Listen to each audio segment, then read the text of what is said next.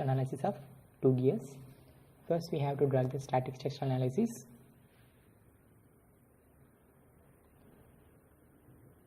Starting a project, first you have to go to the engineering data for selecting the material as per your requirement. After selecting engineering data, the new window is open here. After that, you have to select a type of material. Go to the A2 engineering data and click it. After that, you have to select a type of material such as a general material, non-linear material, split material, etc. In this project, I have to select a general material. Inside the general materials, we have a lot of type of materials. You can select among them as per your requirement.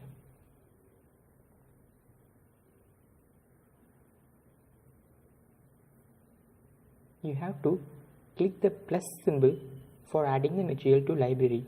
I just add the grey cast iron to the library. After selecting a plus symbol, there is a mark in a book symbol. It defines the material is added to the library. After that, you have to go to geometry. In this video, I have the importing the geometry which was created and saved in a step format. After that, you have go for model. It will take a few seconds for uploading the geometry into the ANSYS. I create the geometry in a SolidWorks software and save in a STP format. Now we are importing the geometry from SolidWorks to ANSYS.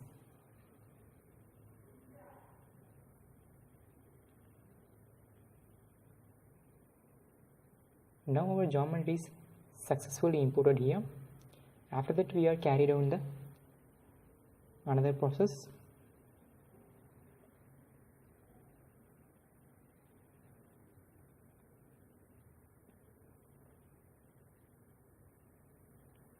We have two gears. Then we have to go for geometry.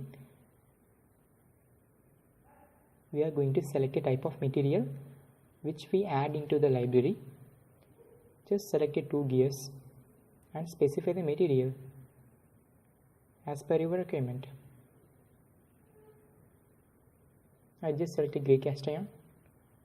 After that, you have to go for connections. There is a connection between the two gears. I specify the type of connection as a bonded. Go to the contact region and then you have to select a type of definition as a bonded. You can also use a frictional. If you specify the frictional, you have to specify the coefficient of friction. After that, we are going for meshes. It will take a few seconds for completing the meshes in a two gears.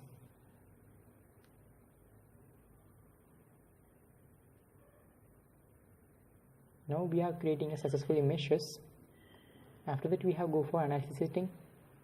First, we have to specify the support for the two gears. We are having a support at the center of the gear. So select the center faces.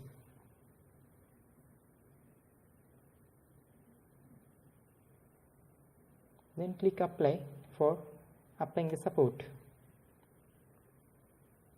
After that, you have to apply the load on the gear. Go to the load and select the type of forces. After that, you have to specify the geometry where we have to act the load and then click OK and apply. After that, you have to specify the direction of forces by way of components.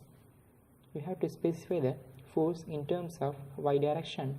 Specify the plus or minus based upon your upward or downward loads.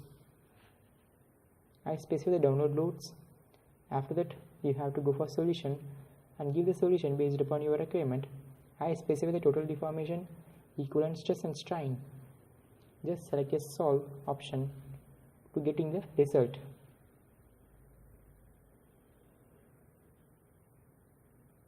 It will take a few seconds to generate the result based upon your system performance.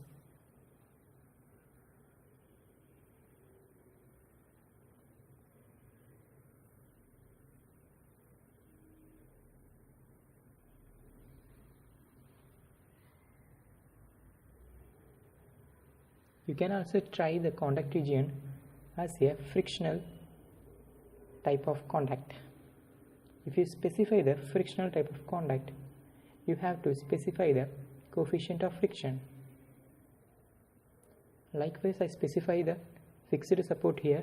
You can try to give the cylindrical support, or otherwise you can give the bearing support, etc. based upon your requirement.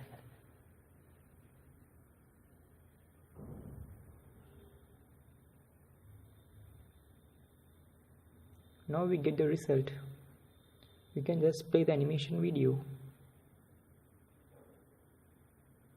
It will show the deformation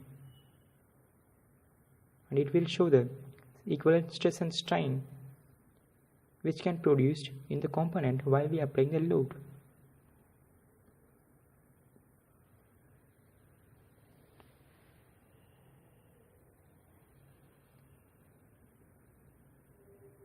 To get the regular updates of my video, please subscribe in my channel. Don't forget to like and share. Thanks for watching. Inshallah, we will meet in the next video.